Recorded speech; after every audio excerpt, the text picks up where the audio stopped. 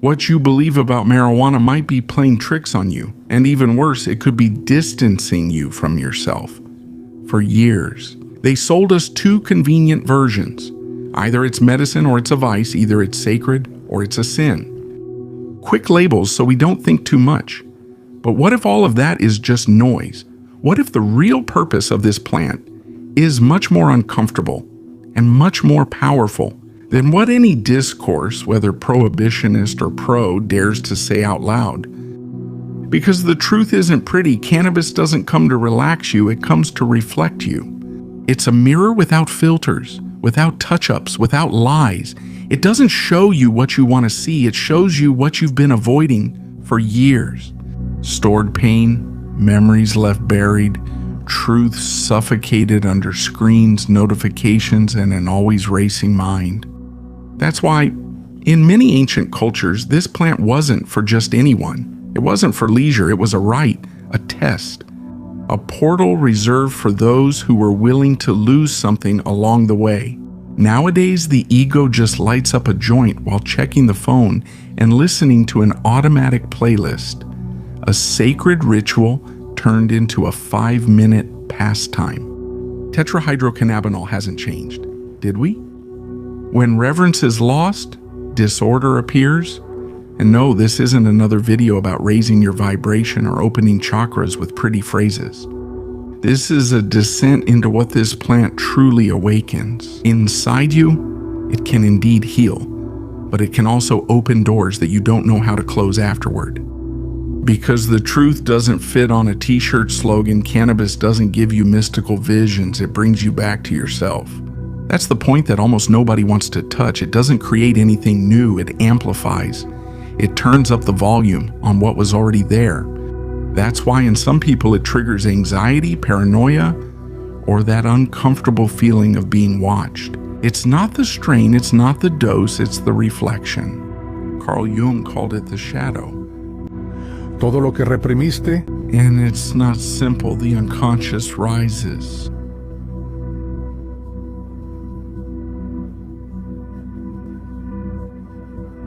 And, contrary to what is sold on social media, this is not smooth or loving. It's a clash, a face-to-face, an internal conflict. Deep truths don't come wrapped in mantras, they come raw, sometimes without anesthesia. That's why, in mystical and occult traditions, this plant was used with discipline, fasting, silence, meditation, purification. All of that before the first puff because they knew something that's ignored today. The mind needs stability in order to expand. Without preparation, what could be a journey turns into a labyrinth, and entering a labyrinth without a map or a clear intention has a predictable ending. But modern culture, addicted to dopamine, it grabbed a mirror and turned it into a toy. Is cannabis used to relax, to escape, to forget oneself? The problem is that the plant plays by older rules. It doesn't care about your relaxing music or your excuses, it responds to who you are inside. And if there's chaos, it doesn't erase it, it illuminates it. It turns on all the lights in an emotional house you've been avoiding for years. Discomfort is not a mistake, it's information. The so-called bad trip is often an internal readjustment, the illusion being forcefully torn down. And if waking up hurts, it breaks structures and dismantles certainties. But if you were only looking for calm, that feels like a collapse. That's where the mistake lies, confusing facing things with failing. Today, science is beginning to confirm what the shamans already knew. Neurological studies show that cannabis strongly activates the limbic system, the center of emotions, memories, and perception. And when there are unresolved traumas, that system goes on alert. That's why fear appears, your heart races, and you feel like someone is watching you. And no, it's not something external, it's a part of you, looking at you without masks. For the first time, spiritually, that's powerful. The plant doesn't create monsters. It reveals the ones that were already there, and what is seen can be healed. If there is courage to look at what the ego hid for years under the rug of modern distractions. The question is not why do I feel this way when I smoke? The real question is what was triggered inside me. The answer is almost never in the tetrahydrocannabinol, it's in the internal state that was exposed. Cannabis lowers the ego's filters, and what emerges is exactly what has been asking to be seen for a long time. Sadness, anger, even a spiritual calling that you've been silencing for a long time. In traditions like the Sufi, substances like hashish were not for just anyone, nor for any moment. They were reserved for devotional acts, because only a surrendered heart can hold the truth without running away. And here comes the uncomfortable question. What if that anxiety isn't a chemical mistake, but your soul crying out for help? For centuries, cannabis was an offering to the gods. Offering to the gods, cannabis for centuries was an offering to the gods. Now it's sold at counters with names that sound like gourmet ice cream. The problem isn't with the plant, it's with what we did with it. The sacred dried up until it turned. In ancient traditions, cannabis was treated with respect. In Hinduism, it was linked to Shiva, the destroyer of illusion, the archetype of transformation. His devotees did not smoke to have a good time. They smoked to die symbolically, to die to the ego, to automatic impulses, to the fabricated identity. Each inhalation was surrender.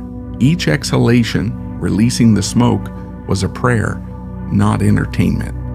In Sufism, the use of hashish was always controversial, and it's no coincidence that the masters knew ecstasy could become a deceptive shortcut. Rumi warned about it clearly.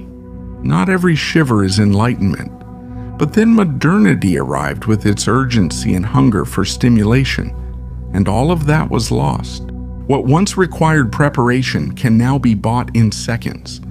The plant, which once called for silence, now fights against notifications. It has turned into an escape route. And in that exchange, we lost something essential. The understanding that cannabis was never meant to make you feel good, but to help you see yourself as a whole, even the parts you don't like to look at. Without ritual, the plant loses its center. And when it loses its center, so do you. Because the ritual isn't spiritual theater, it's internal alignment.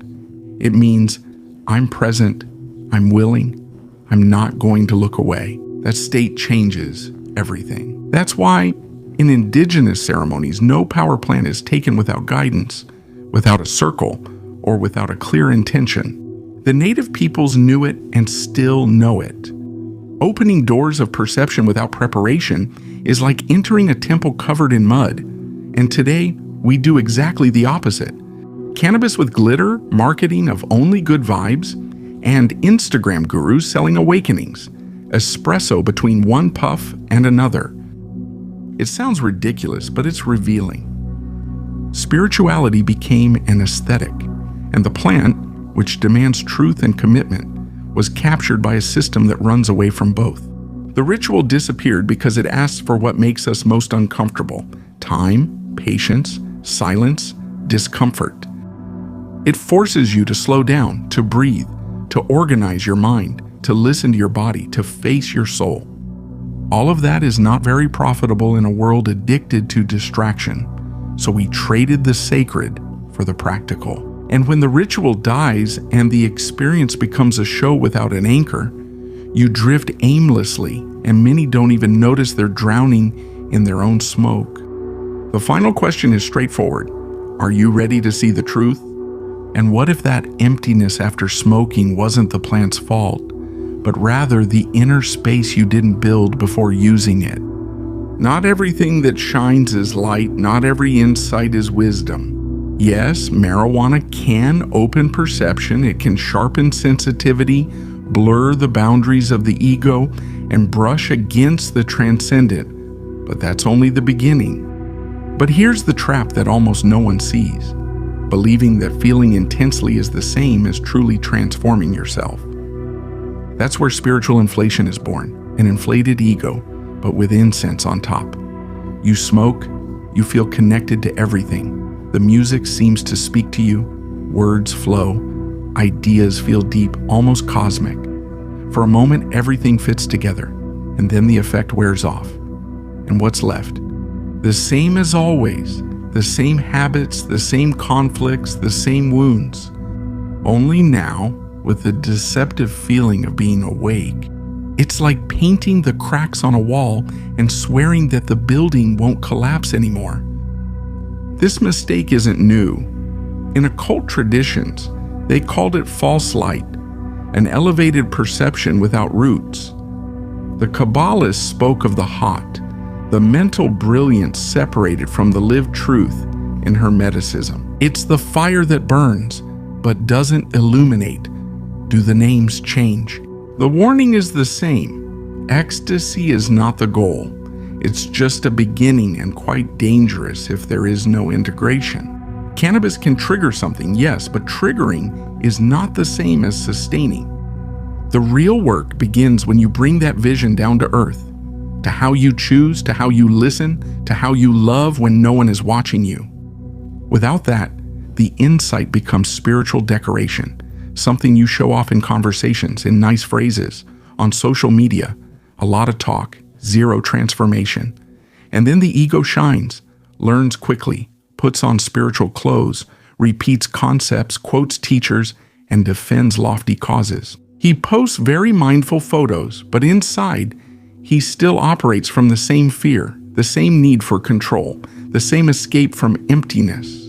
At that point, cannabis stops being a tool and becomes a stage, a place where you act out awakening without actually living it.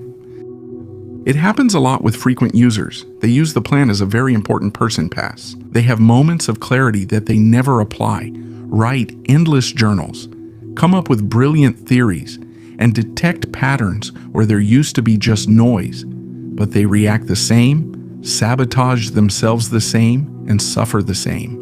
And the finer the perception without action, the more dangerous it is, because now the ego feels evolved. Jung warned about something similar. There are doors that should only be opened from silence, because what comes without effort can leave without warning. And when it leaves, only one thing remains: the urge to repeat the experience. Not out of wisdom, but out of hunger for sensation. The problem isn't the plant. It's using it to cover up what needs to be faced. Transpersonal psychology calls this spiritual bypassing. Practices and elevated states used to avoid real pain, trauma, and Es escapismo, pero con vocabulario. the classic biological equation. Others in the segmentation with a schematic view, the hydrogen, guardas, chicastro, generosity, and pretension. Pero no integran. Y la sensibilidad sin Prison, instability. Emotion without discernment becomes fantasy. Spirituality without humility becomes theater. The question is direct. Are you living the truth or just acting out a pretty version of it?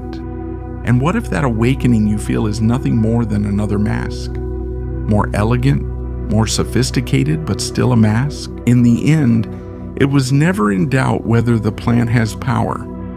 The real question is, who are you when you approach it? Because cannabis used with intention can be a beacon in the mind, but a beacon doesn't tell you where to go. It only illuminates, and without direction, even the purest light can leave you blind. That's why in all the traditions that respected this plant, there was something in common: preparation. Nothing was done by chance. The masters knew that expanding the senses without first stabilizing the inner self was like setting off a thunderclap inside a crystal glass. The structure can't withstand it. Before the first puff, there was fasting, breathing, singing, prayer, abstinence. Not out of superstition, but out of deep understanding. The internal state defines the experience. A clear heart finds vision, an agitated heart finds chaos. The spiritual use of cannabis doesn't begin when the fire is lit. It begins much earlier. It begins when you ask yourself the uncomfortable and honest question, why am I doing this? Am I seeking truth or am I running away from myself? Do I want to expand or just numb myself for a while? Because real expansion doesn't exist. When your motivation is to escape, the plant doesn't judge, but it responds. It amplifies exactly from where you call it. If you approach it with haste, emptiness, or confusion, that's exactly what comes back multiplied. That's why so many teachers talk about a clean field, a space where the experience can be held without breaking you. And it's not just about the physical place, but also the emotional and spiritual state from which you enter. However, if you've made it this far, comment on this without worrying. Overthinking, not everything you calm. Healing is not just a nice phrase, it's a filter, if you understand it. This video has already done its job, and yes, making it this far says more about you than about me.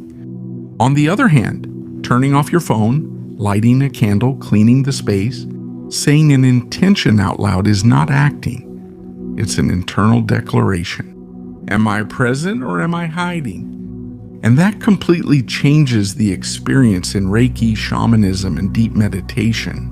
Cannabis has always been seen for what it is. Powerful, yes, but unstable. It doesn't organize, it reveals, and what it reveals needs containment. Without ritual, there's no framework. Without a framework, everything scatters. And without integration, every vision is lost. To integrate is not to understand something beautiful while you're high. To integrate is to bring that down to earth, to turn perception into action. It's about how you listen when someone hurts you, how you respond to chaos, how you love when no one is applauding. That's where what you thought you understood is put to the test. Because finding meaning when everything is in place is easy, but living with meaning when life gets tough, that's something else. That's where you find out if it was just a passing breeze or a truth that came to stay. And you? And then comes something that almost no one dares to say. Maybe you need to stop. Yes, stop.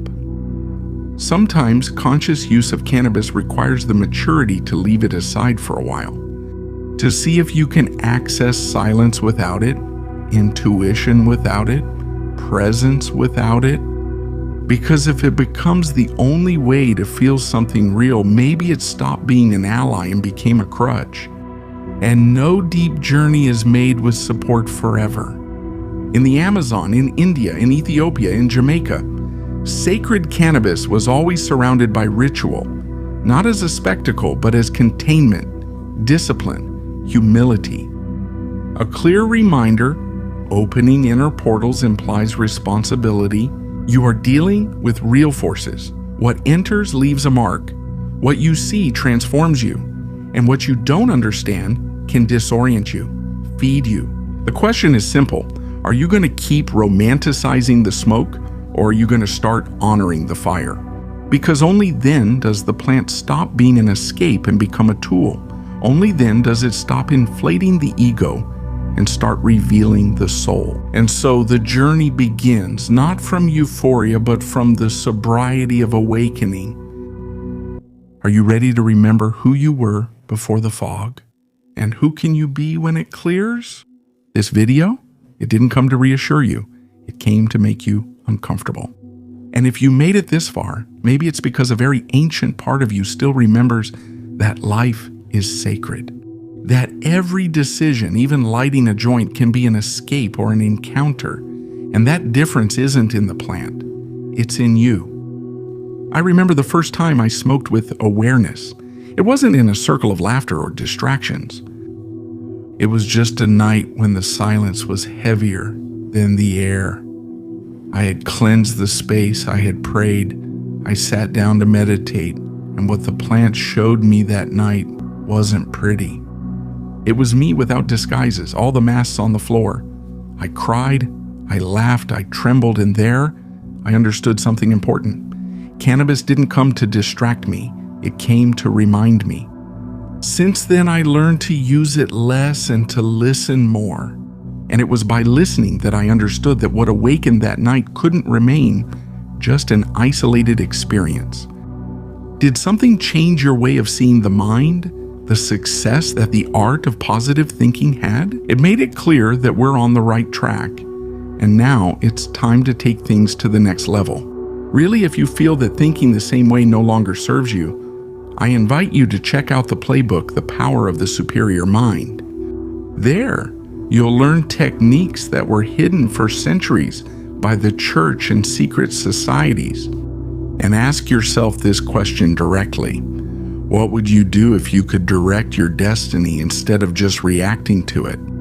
Plus, you'll get a free third eye activation audio and a practical guide to divine manifestation, all in the first pinned link. Today, take that step and start creating the reality you've been imagining for a long time. See you on the other side. And now, if this video moves something in you, if it made you think, doubt, or even disagree, do me and the algorithm a favor. Insatiable, leave your like, comment, and subscribe.